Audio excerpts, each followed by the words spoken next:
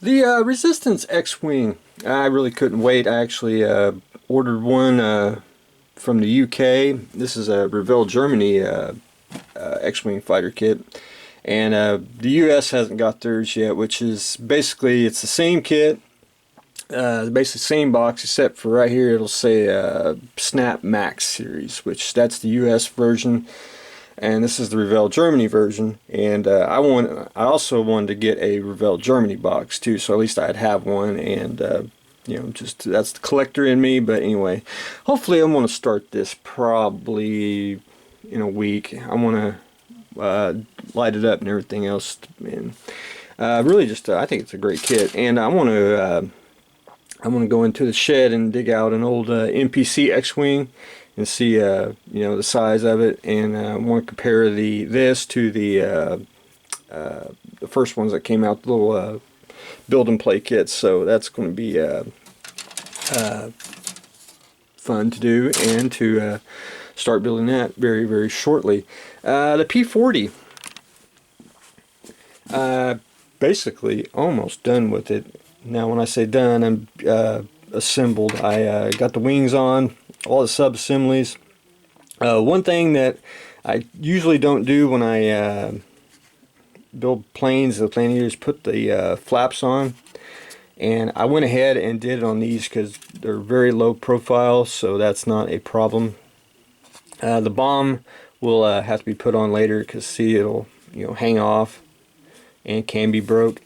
Really no putty whatsoever. What I did use is to my surface primer, and if you ever use this stuff, the brush is like this big. I don't know why the Japanese have a small brush on it, but I give me a little sculpt and pick here. Take Mr. Paint stir it up, take that, and then apply it.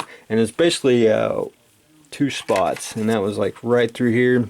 And if you can see where I have to probably do it again, I'll smooth that out and then do a little bit of sanding on it, and then I'll be good to go on putty. And there's no big gaps to speak of, just basically seam along the fuselage on the top here, a little bit on the bottom, and of course the little bit on the wings, and that's it. And this is one of those kits where you really just don't need a whole lot of tools. You basically need 4 things: sprue, cutters, sandpaper, hobby knife, and a bottle of glue. And that was it to put that together. Nothing fancy. You don't need $10 saws here or anything else. Of course, it does make it easier, but just a very simple modeling tools. That's all you need. Those 4 items, and you can build a model. For the cockpit, I did went ahead and trimmed it, and I forced it back and got it glued in, and I'm going to add probably a little more surface primer and just fill in the gaps back here, and I'll be ready for painting. And hopefully I'll get that sanded either today or tomorrow, and then I'll shoot some primer on it, make sure that I got all the seams, and then do this North Africa camo color here, which basically it's a olive drab, I want to say a khaki green or greenish tan. So I'll see what Tamaya has to offer is what I'm going to paint it, and then that's like an azure blue, if I've even pronounced it correctly, which is going to be a gray blue, because I'm going to do a lot of pre-shading, and that'll change the color up on it. But anyway, that's where I stand on the P40, and I wanted to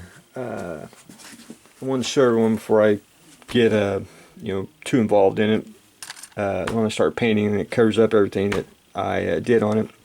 I'll talk about the cockpit real quick.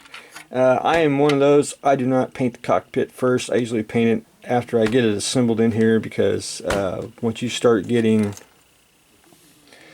the canopy on, even if you You're not going to see a whole lot, and I'm just going to paint the basic colors, put a couple washes in it, and do a little bit of dry brushing, and that will be it on the canopy.